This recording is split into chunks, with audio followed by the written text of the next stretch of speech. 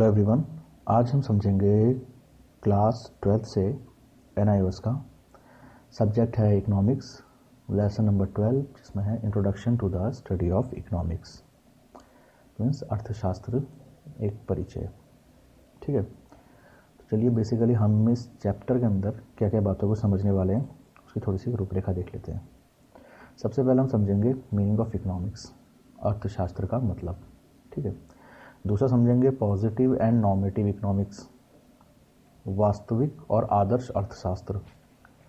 तीसरा हम समझेंगे माइक्रो एंड मैक्रो इकोनॉमिक्स, व्यष्टि और समष्टि अर्थशास्त्र, या उसमें अंतर क्या होता है दोनों में। ठीक है, व्यष्टि और समष्टि में। चलिए इसे समझना शुरू करते हैं। सबसे पहले समझते हैं मीनिंग ऑफ इकोनॉमिक्स, अर्थशास्त्र का मतलब। इकोनॉमिक्स, देखिए इकोनॉमिक्स जो ये वर्ड है ये कैसे बना है इसको थोड़ा सा समझते हैं पहले। ये दो ग्रीक वर्ड से मिलकर बना है, जो कि पहला है ओक्योस, दूसरा है नोमोस। ओक्योस का मतलब होता है होम, नोमोस का मतलब होता है मैनेजमेंट। इस हिसाब से इकोनॉमिक्स का मतलब क्या हुआ, होम मैनेजमेंट। ठीक है, ये तो रही इसके नाम की बात कि इकोनॉमिक्स का मतलब क्या है, इस वर्ड का मतलब क्या है। ठीक है, अब समझते हैं इसकी प्रॉपर डेफिनेशन कि इकोनॉमिक्स को वास्तविकता में हम कैसे समझेंगे, इसे कहते क्या हैं। ठीक है, तो इकोनॉमिक्स के अंतर्गत हम क्या समझते हैं कि किस प्रकार से मनुष्य अपने सीमित संसाधनों का प्रयोग इस प्रकार से करता है कि उपभोक्ता स्तर पर उसे अधिक संतुष्टि की प्राप्ति होती है, निर्माता स्तर पर उसे अधिक लाभ की प्राप्ति होती है एवं समाज स्तर पर उसे अधिक सामाजिक कल्याण की। इकोनॉमिक्स, चलिए इसको एग्जाम्पल के माध्यम से समझते हैं। ठीक है, इकोनॉमिक्स का मतलब क्या है। इकोनॉमिक्स या हिंदी वालों के लिए अर्थशास्त्र। ठीक है, सपोज कीजिए आपके पास है 5000 रुपीज़। ठीक है, अब आपको अपनी मदर के लिए एक साड़ी लेनी है जो कि 1000 रुपीज़ में आएगी। ठीक है, वहीं 1000 रुपीज़ का आपके सिस्टर के लिए एक सूट लेना है आपको। 2000 रुपीज़ की आपके फादर के लिए एक वॉच आ रही है। ठीक है, और 1000 रुपीज़ की आपको अपने लिए जीन्स लेनी है। ठीक है, वहीं आपको एक ट्रिप पे भी जाना था, आप सोच रहे थे कि टूर पे होकर आ जाते हैं घूमने के लिए। ठीक है, दोस्तों को पार्टी भी देना चाह रहे थे जो 3000 की हो रही थी। ठीक है, 5000 का अपनी बाइक को मॉडिफिकेशन भी कराना चाह रहे थे। ठीक है, कुल मिला के जो चीज़ों की आप मांग कर रहे हैं उसकी कीमत क्या बनती है, 2000, 4000, 5000, 7000, 10,000, दैट इज 15,000। 15,000 तो टोटल बन रहा है, लेकिन आपके पास क्या है, 5,000 रुपये। सबसे पहले आप ये समझिए 5,000 रुपये क्या हैं आपके, यही हैं आपके रिसोर्स, संसाधन। ठीक है, ये है आपका रिसोर्स और ये है आपका टोटल एक्सपेंडिचर, जितना आपका खर्चा होने वाला है। ठीक है, और ये जो इतनी सारी चीज़ें हैं ना, ये जो आपको इतनी सारी चीज़ें करनी पड़ी, ये है इस रिसोर्स के ऑल्टरनेटिव यूज़, नेटिव यूज़। अब आप क्या करें,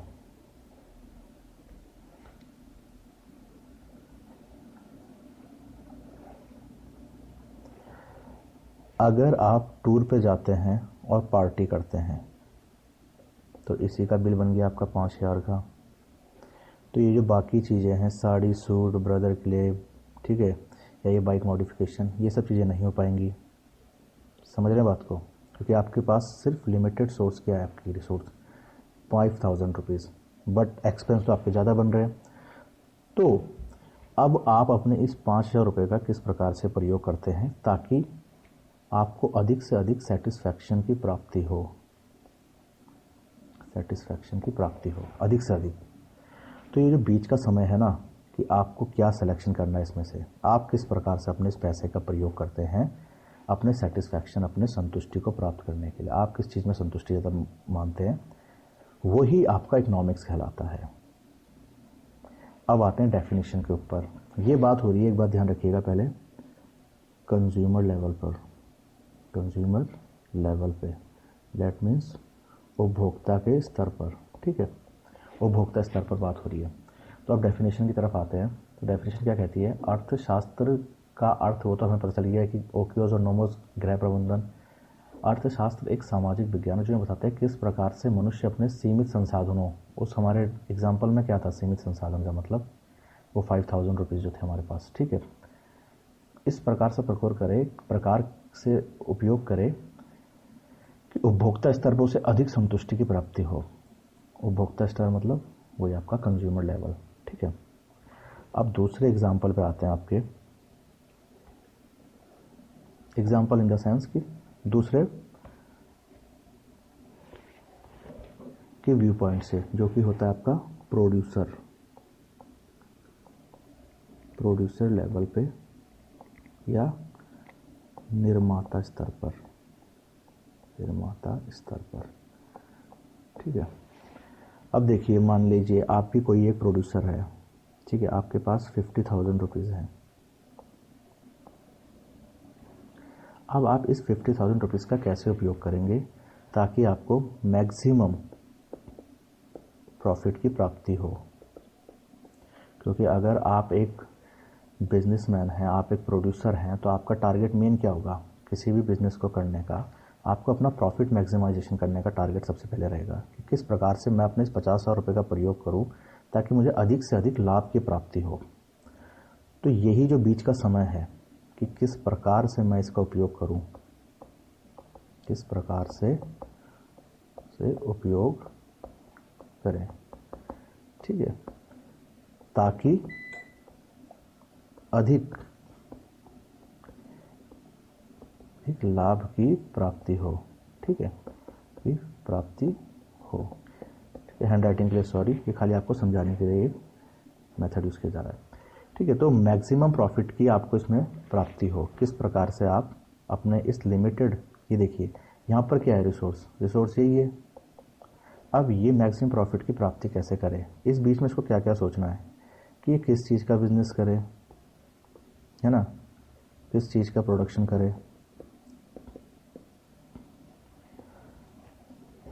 किस माध्यम से करे, मतलब कौन सा तरीका इस्तेमाल करे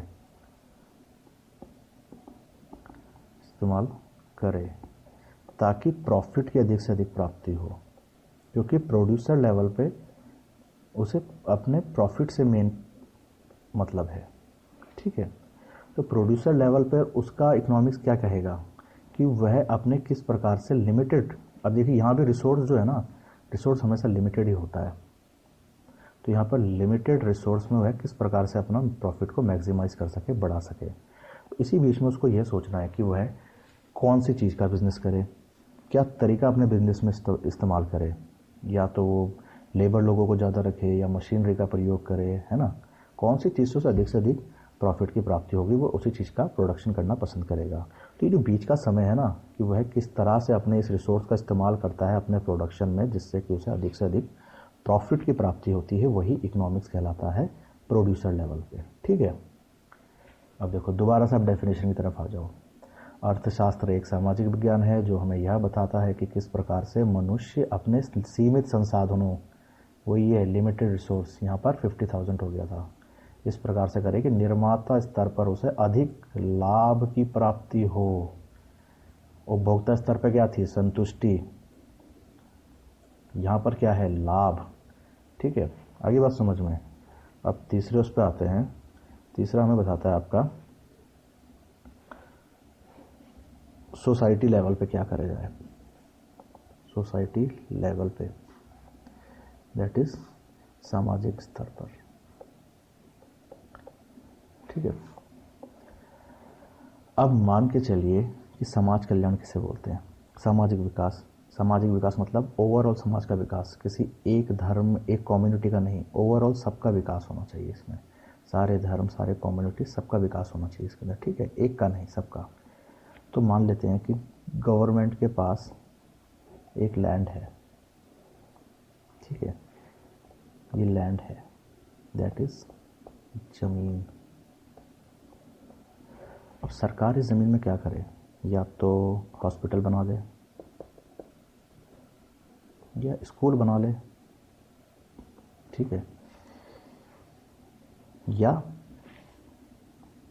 रेसिडेंशियल कॉम्प्लेक्स बना दे, मीन्स आवासीय परिसर जिसमें गरीब लोगों को एक घर मुहैया कराए जाते हैं सरकार के द्वारा, या साइंटिफिक रिसर्च कोई इंस्टीट्यूट बना दे जो कि विज्ञान से संबंधित चीज़ों के लिए इस्तेमाल किया जाता है, या कोई भी और चीज़ एक्सेट्रा सरकार इसमें इस्तेमाल कर ले ज़मीन को। अब देखिए, अब सरकार ये तो करेगी नहीं कि सारी ज़मीन पे या सारी रिसोर्सेज पे आपका अस्पताल को या आपकी स्वास्थ्य सेवाओं को ही दुरुस्त करने के लिए अपने नए नए इस्तेमाल करे जाए तरीके, है ना, अपने रिसोर्सेज का, या सिर्फ शिक्षा को बढ़ाने के लिए, शिक्षा स्तर पर बढ़ोतरी करने के लिए सारे संसाधनों को सिर्फ इस्तेमाल कर ले, या सिर्फ लोगों के बनाने के लिए घर ही आवंटित कर दे पूरे सब उस पर, है ना, ज़मीन पे। तो इकोनॉमिक्स यहाँ पर क्या कहता है कि सरकार किस प्रकार से, इस वाले केस में से क्या कहता है कि सरकार किस प्रकार से अपने इस रिसोर्स का, क्या है लैंड, इस वाले एग्जांपल में इस्तेमाल करे कि सोशल वेलफेयर की प्राप्ति हो, सोशल वेलफेयर की प्राप्ति हो। अरे बात समझ में, किस प्रकार से, देखिए डेफिनेशन तीनों में वही है, रिसोर्स जो है वो लिमिटेड है और इस रिसोर्स के ऑल्टरनेटिव यूज हैं, मीन्स बहुत उपयोग, एक नहीं, ठीक है। जैसे इस फर्स्ट वाले एग्जांपल में कंज्यूमर वाले पे आपके पास 5000 रुपीज़ थे, आप उस 5000 से बहुत सारे काम कर सकते हैं, लेकिन आपको एक कॉम्बिनेशन सेलेक्ट करना पड़ रहा था कि मैं क्या चीज़ सेलेक्ट करूँ, मेरे लिए सबसे ज़्यादा सेटिस्फैक्शन, मुझे संतुष्टि किस चीज़ से प्राप्ति होगी, ठीक है। तो वही इकोनॉमिक्स कह रहा था। प्रोड्यूसर लेवल पे क्या कह रहा था, किस प्रकार से अपने लिमिटेड फंड्स को मैं इस तरह से इस्तेमाल करूँ कि मेरे को प्रॉफिट मैक्सिमाइजेशन सबसे ज़्यादा हो। सोसाइटी लेवल पर क्या हो रहा है, सोशल वेलफेयर, सामाजिक विकास की प्राप्ति हो, लिमिटेड सोर्स है, उसका मैं किस तरह से इस्तेमाल करूं ताकि ओवरऑल सोसाइटी का वेलफेयर हो, ठीक है। तो इसके बाद आपको डेफिनेशन समझने में थोड़ी सी आसानी हो जाएगी। चलिए आइए दोबारा से इस पर आते हैं। तो अर्थशास्त्र एक सामाजिक विज्ञान है जो हमें यह बताता है कि किस प्रकार से मनुष्य अपने सीमित संसाधनों का प्रयोग इस प्रकार से करे कि उपभोक्ता स्तर पर उसे अधिक संतुष्टि की प्राप्ति हो, निर्माता स्तर पर उसे अधिक लाभ की प्राप्ति हो, एवं सामाजिक स्तर पर उसे अधिक समाज कल्याण की प्राप्ति हो। तो ये तो आ गया आपकी प्रॉपर इकोनॉमिक्स की डेफिनेशन विद एग्जांपल जो हमने अभी समझ ली थी। इसके बाद आई डोंट थिंक कि किसी को कोई दिक्कत होगी कि इस तरह का समझने में, ठीक है। इंग्लिश वालों के लिए अब और भी ईजी हो जाएगा, ठीक है, क्योंकि हम इसको एग्जाम्पल के माध्यम से ऑलरेडी हिंदी भी, आसान हिंदी का ही प्रयोग किया गया है।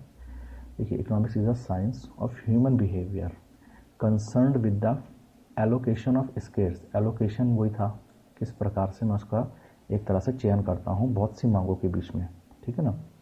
Allocation of scarce resource means in such a manner that consumer can maximize their satisfaction, producer can maximize their profit and society can maximize its social welfare। यही सब हमारा इकोनॉमिक्स कहलाता है कि हम इसमें ह्यूमन बिहेवियर को समझते हैं, क्योंकि किस बात से जुड़ा हुआ है कि किस प्रकार से वह अपने लिमिटेड रिसोर्सेज में मैक्सिमम सेटिस्फैक्शन की प्राप्ति करता है कंज्यूमर लेवल पे, प्रॉफिट को मैक्सिमाइज करता है प्रोड्यूसर लेवल पे, और सोशल वेलफेयर की प्राप्ति करता है सोसाइटी लेवल पे।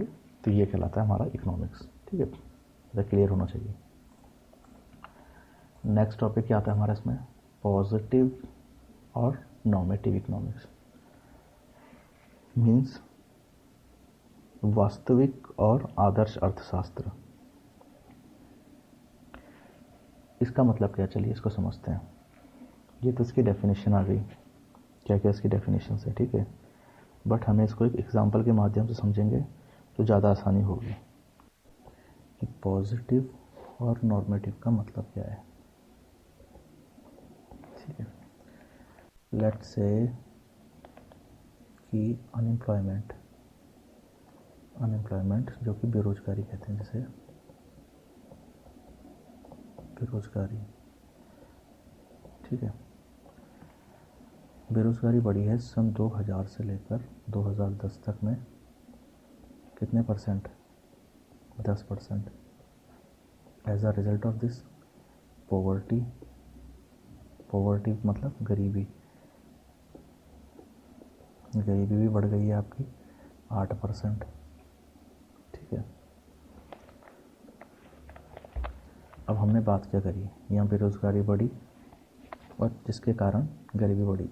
लोगों के पास जॉब नहीं होगी, रोज़गार नहीं होगा, तो गरीबी ऑटोमेटिकली आएगी ही आएगी। ठीक है, मान लेते हैं ये फैक्ट और फिगर बिल्कुल एक्यूरेट है, गवर्नमेंट के द्वारा पब्लिश किए गए हैं अपनी रिपोर्ट में। ठीक है, सर्वे रिपोर्ट में। तो ये जो फिगर है हमारे पास 10% और 8%, इसको हम वेरीफाइड कर सकते हैं ना। वेरीफाइड मीन्स सत्यापित कि वाकई में हो रखा है कि नहीं हो रखा है। ये पास से रिलेटेड है, हमारे पास प्रूफ है कि पिछले 10 साल में बेरोज़गारी इतनी बढ़ी है, उसके कारण गरीबी भी बढ़ी है। तो ये हमारा आके गिरता है पॉजिटिव के अंदर, क्योंकि पॉजिटिव के अंदर हम उन चीज़ों का अध्ययन करते हैं कि जो हमारे पास फैक्ट्स हैं, पास्ट से रिलेटेड जो चीज़ें हो चुकी हैं। अनएम्प्लॉयमेंट इतनी हुई है, उसके कारण गरीबी इतनी हुई है। ठीक है, तो ये हमारा फैक्ट और फिगर है, इसको हम वेरीफाइड कर सकते हैं, इसको हम झुटला नहीं सकते एक तरह से। ठीक है, या अगर ये गलत भी तो इसको हम वेरीफाइड कर सकते हैं कि नहीं ये गलत है, ये सही है। ये सब्जेक्ट टू वेरिफिकेशन है। ठीक है, इसे हम सत्यापित कर सकते हैं। वहीं दूसरी तरफ इकोनॉमिस्ट एक सॉल्यूशन देते हैं इस प्रॉब्लम का कि आप जॉब्स में रिजर्वेशन लगाओ। दैट मीन्स आरक्षण, 5% जॉब में आरक्षण रख दो गरीब लोगों के लिए, पॉवर्टी गरीब लोगों के लिए। ठीक है, और ये माना जाता है कि इसके हिसाब से जैसे रिजर्वेशन आएगा तो पॉवर्टी भी नीचे गिरेगी, गरीबी कम होगी। ये एक सॉल्यूशन दिया गया। लेकिन क्या ये फैक्ट डेफिनेटली वेरीफाइड कर सकते हैं हम? नहीं, इसके लिए हमें वेट करना पड़ेगा, हम देखेंगे वाकई में काम करा कि नहीं करा ये हमारा सॉल्यूशन। तो ये नॉट वेरिफिकेशन, इसको हम नॉट वेरीफाइड करेंगे। ठीक है, क्योंकि हम इसे वेरीफाइड नहीं कर सकते हैं। और ये सॉल्यूशन है, ये पास्ट से रिलेटेड है, ये फ्यूचर से रिलेटेड है, एक तरह से आप ये समझिए। तो पॉजिटिव में हम क्या करते हैं और नॉर्मेटिव में क्या करते हैं? पॉजिटिव इकोनॉमिक्स के अंदर हम उस समस्याओं के बारे में पढ़ते हैं जो कि हो चुकी हैं और जिसके मतलब फैक्ट्स और फिगर हैं, जिसे हम समय के साथ वेरीफाइड कर सकते हैं। वहीं नॉर्मेटिव के अंतर्गत हम क्या समझते हैं? किसी समस्या के समाधान के लिए हम सॉल्यूशन निकालते हैं। एक वर्ड का काफ़ी इस्तेमाल होता है, उसमें होता है व्हाट ऑट टू बी।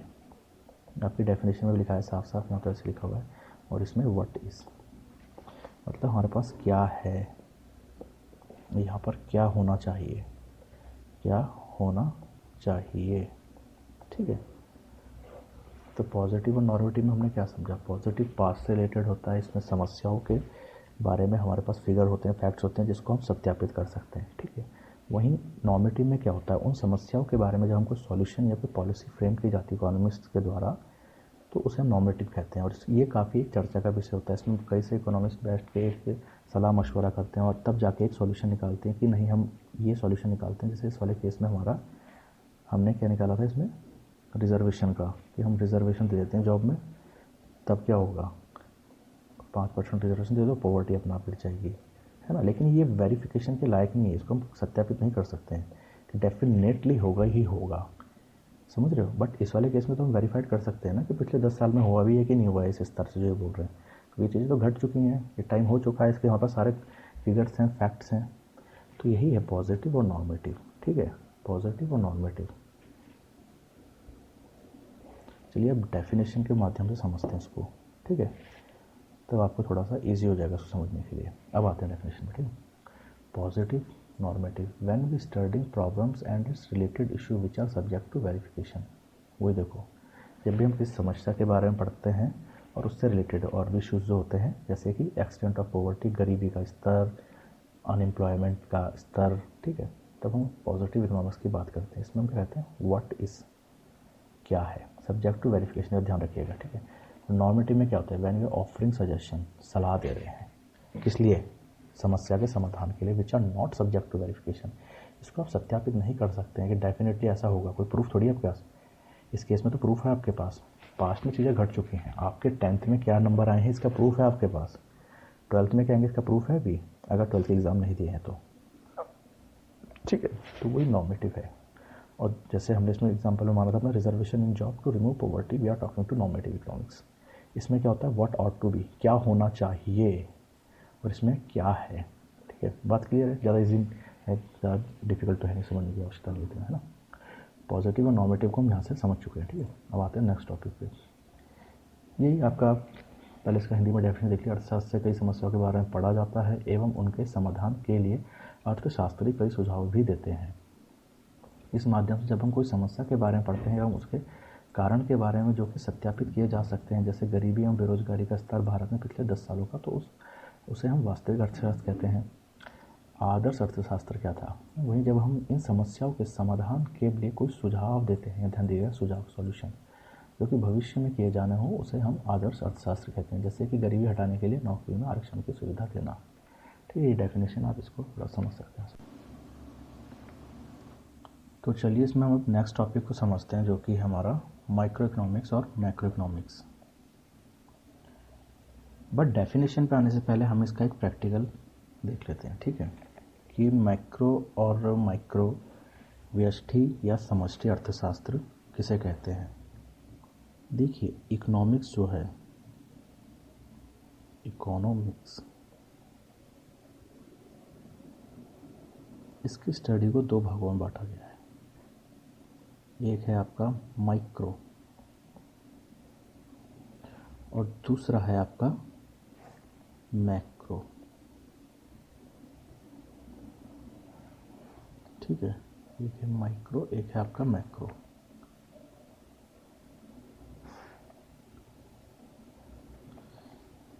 इसे आप कह लीजिए व्यष्टि,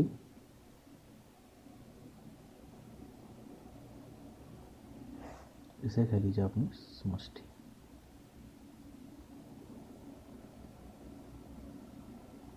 ठीक है, अच्छा, अब इसके अंतर्गत हम क्या पढ़ते हैं, माइक्रो में और मैक्रो के अंतर्गत क्या पढ़ते हैं। देखिए, इकोनॉमिक्स में अगर हमें कुछ सवालों के जवाब चाहिए, जैसे कि किसी भी वस्तु या सेवा का रेट बढ़ जाता है। वस्तु मीन्स मान लीजिए आप मैगी का प्राइस पहले था 10 रुपये। ठीक है, कुछ साल बाद इसका प्राइस हो गया 12 रुपये।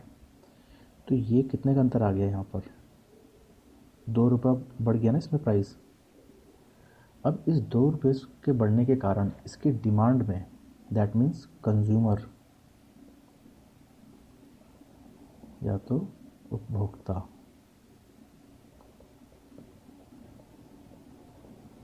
उपभोक्ता इस पर अपनी क्या प्रतिक्रिया देगा, वो कैसे रिएक्ट करेगा, मतलब वो डिमांड कितनी करेगा इस प्रोडक्ट की।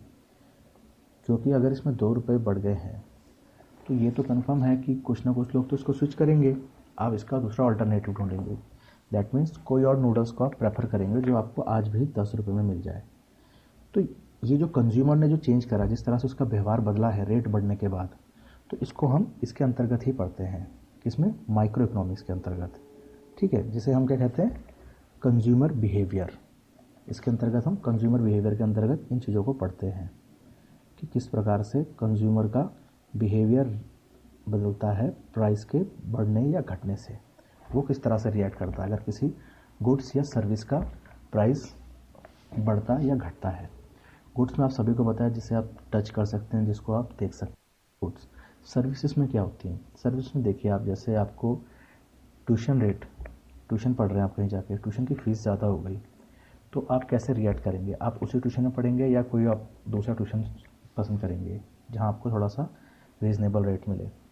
ये एक सर्विस के अंतर्गत आएगा, जहाँ पर आपको एक तरह से कोचिंग प्रदान की जा रही है ट्यूशन के अंदर। ठीक है, वहीं दूसरा, आप किसी डॉक्टर के पास जाते हैं, डॉक्टर से कंसल्ट करते हैं, तो डॉक्टर का फीस बढ़ जाता है, तब आप उस तरह से किस तरह का रिएक्ट करते हैं। ठीक है, तो ये सब सर्विसेज के अंदर आती है, जहाँ ये टीचर और डॉक्टर वाली बात आई। ठीक है, ये सर्विसेज होती है, गुड्स वो होते हैं जिसको आप छू सकते हैं, देख सकते हैं। ठीक है, तो इसमें हमने यही समझा। माइक्रो में हम इसी चीज़ का अध्ययन करते हैं कि किस प्रकार से कंज्यूमर बिहेव करता है मार्केट की कंडीशन के अकॉर्डिंग।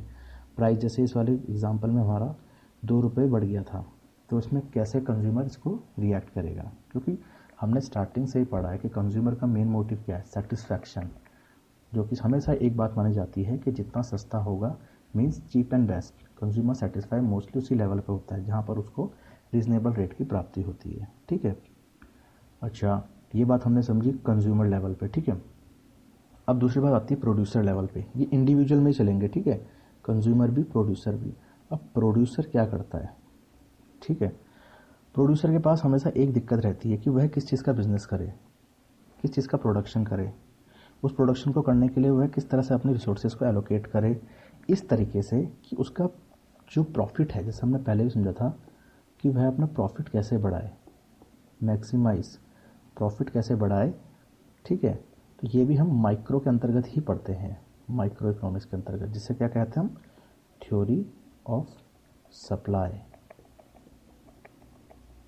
थ्योरी ऑफ सप्लाई और एक थ्योरी ऑफ कंज्यूमर बिहेवियर। ये दो चीज़ों का अध्ययन हम इसी के अंदर करते हैं माइक्रो इकोनॉमिक्स के अंतर्गत, ठीक है। और जो ये हमने कंज्यूमर बिहेवियर वाली बात पढ़ी, इसी को हम क्या कहते हैं, थ्योरी, जिसमें हमने ये समझा कि कंज्यूमर किस तरह से रिएक्ट करता है। अगर मार्केट में प्राइस अप या डाउन होते हैं तो कंज्यूमर कैसे रिएक्ट करता है उस प्रोडक्ट के रिगार्डिंग, ठीक है। तो इसी जो उसका बिहेवियर है कंज्यूमर के, उसी के आधार पर इसका एक प्राइस डिटरमाइन किया जाता है, मतलब प्राइस निर्धारित किया जाता है किसी प्रोडक्ट का। इसीलिए इसको हम क्या कहते हैं, प्राइस थ्योरी, प्राइस थ्योरी। तो इसका अध्ययन भी हम माइक्रो के अंतर्गत ही करते हैं, ठीक है। माइक्रो के अंतर्गत हम छोटी चीज़ों का अध्ययन करते हैं जो स्मॉल लेवल पे हों, इंडिविजुअल लेवल पे हों, ठीक है, इंडिविजुअल कंज्यूमर, इंडिविजुअल प्रोड्यूसर, ठीक है। आने वाले चैप्टर्स में सारे इसी के बारे में डिस्कशन है। यहाँ पर आप थोड़े थोड़े इन टर्म्स को देख लीजिए, theory of supply, price theory, equilibrium, है ना, ये सब चीज़ें आपको आने वाले चैप्टर में समझ में आएगा, ठीक है। और बेसिकली जो नेक्स्ट चैप्टर है हमारा इसके बाद, जिसमें हमारा है central problem of economy, central problem of economy, जिसमें होता है what goods and services produce, how to produce and for whom to produce. ये तीनों को भी हम माइक्रो इकोनॉमिक्स के अंतर्गत ही पढ़ते हैं, जिसे कहते हैं सेंट्रल प्रॉब्लम ऑफ इकोनॉमी, ठीक है। तो ये भी माइक्रो इकोनॉमी का ही एक अंश है, उसी के अंतर्गत हम इसको पढ़ते हैं। अब आ जाते हैं मैक्रो इकोनॉमिक्स के अंदर। मैक्रो इकोनॉमिक्स में हम क्या पढ़ते हैं, देखिए मैक्रो इकोनॉमिक्स जैसा नाम से पता चल रहा है, बिग मीन्स बड़ा, ये पूरी इकोनॉमी लेवल पे बात करता है, ऑल इकोनॉमी लेवल पे, ठीक है, पूरे देश के स्तर पर, पूरे देश स्तर पर, ठीक है। इसमें क्या करा जाता है, इसमें देखिए उन चीज़ों का अध्ययन करते हैं इकोनॉमी से रिलेटेड है, समझ रहे हैं बात को। माइक्रो में हम इंडिविजुअल लेवल पे बात कर रहे हैं, मैक्रो में हम बड़े स्तर पर बात कर रहे हैं पूरी इकोनॉमी लेवल पे। जैसे इसके अंतर्गत हम कुछ समस्याओं को पढ़ते हैं और उनके सॉल्यूशन पढ़ते हैं कि अनएम्प्लॉयमेंट क्यों है, अनएम्प्लॉयमेंट या बेरोजगारी क्यों है, इसके रीज़न ढूंढते हैं, इसके लिए सॉल्यूशन ढूंढते हैं, ठीक है, पॉलिसीज बनाते हैं इसके लिए, ठीक है। इन्फ्लेशन क्यों है, इन्फ्लेशन मीन्स महंगाई, महंगाई क्यों है, इसके सॉल्यूशन क्या है, ठीक है। राष्ट्रीय आय, नेशनल इनकम, इसको भी हम इसी के अंतर्गत पढ़ते हैं, ठीक है। किस प्रकार से रेट ऑफ इंटरेस्ट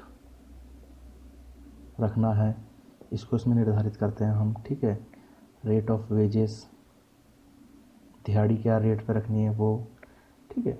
तो इन सब चीज़ों को हम इसमें समझते हैं जो हमारा मैक्रो इकोनॉमिक्स के अंतर्गत आता है, और इसीलिए हम इसको इनकम थ्योरी भी कहते हैं, इनकम थ्योरी।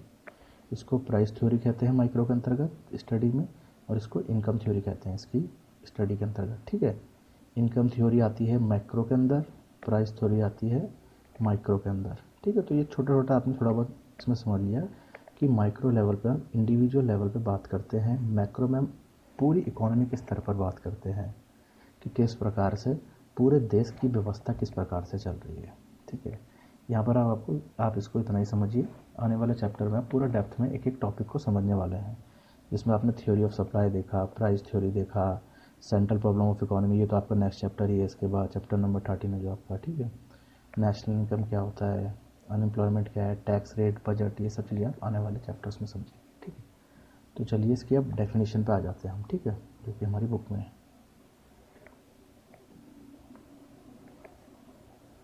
माइक्रो इकोनॉमिक्स और मैक्रो इकोनॉमिक्स, ठीक है, दोनों।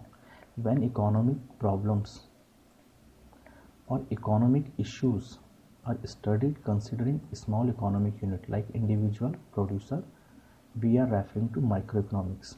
वही बात है जैसा हमने भी समझा था, इंडिविजुअल स्तर पर किसी समस्या के बारे में अगर हम पढ़ते हैं तो वह माइक्रो इकोनॉमिक्स के अंतर्गत आती है। मैक्रो इकोनॉमिक्स के अंतर्गत पूरी इकोनॉमी को हम समझते हैं एक साथ, ठीक है, जैसे एग्रीगेट डिमांड, ओवरऑल डिमांड कितनी है पूरी इकोनॉमी में, ओवरऑल सप्लाई कितनी है, ठीक है। अब माइक्रो के अंतर्गत हम क्या क्या पढ़ते हैं, problem and issue related to small economic unit like theory of demand, consumer behaviour, जैसे हमने मैगवेल एग्जाम्पल समझा था ना, कंज्यूमर बिहेवियर, कंज्यूमर किस प्रकार से रिएक्ट करता है मार्केट प्राइस पे।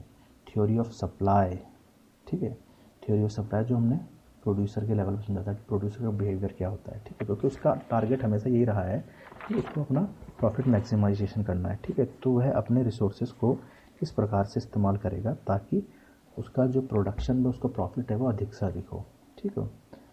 मैक्रो में हम क्या पढ़ते हैं, नेशनल एम्प्लॉयमेंट, या कह लीजिए आप नेशनल इनकम के बारे में भी हम इसमें पढ़ते हैं, ठीक है, टोटल एम्प्लॉयमेंट कितनी है, ठीक है, अनएम्प्लॉयमेंट, ठीक है, इन सब चीज़ों का हम इसमें अध्ययन करते हैं मैक्रो के अंतर्गत, ठीक है।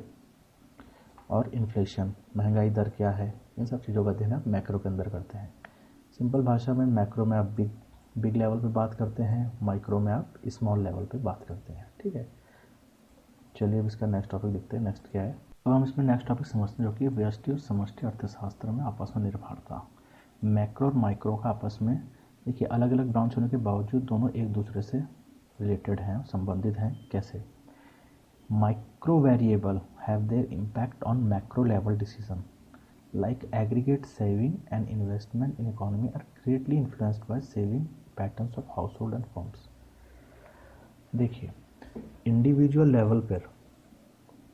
लेवल पर कोई सेविंग कर रहा है, ठीक है, आप उसकी स्टडी करते हैं कि एक व्यक्ति कितनी सेविंग कर रहा है, तो वो आपकी क्या कहला रही है, माइक्रो लेवल स्टडी।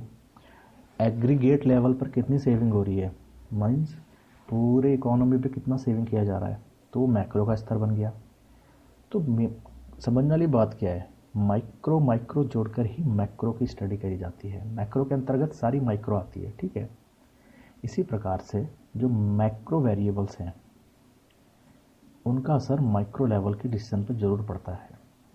जैसे सरकार अगर टैक्स बढ़ा दे, ओवरऑल टैक्स, ठीक है, ओवरऑल टैक्सेशन जो पॉलिसी है, अगर टैक्स बढ़ गया तो उससे लोगों की सेविंग पे असर पड़ेगा कि नहीं पड़ेगा, डेफिनेटली पड़ेगा।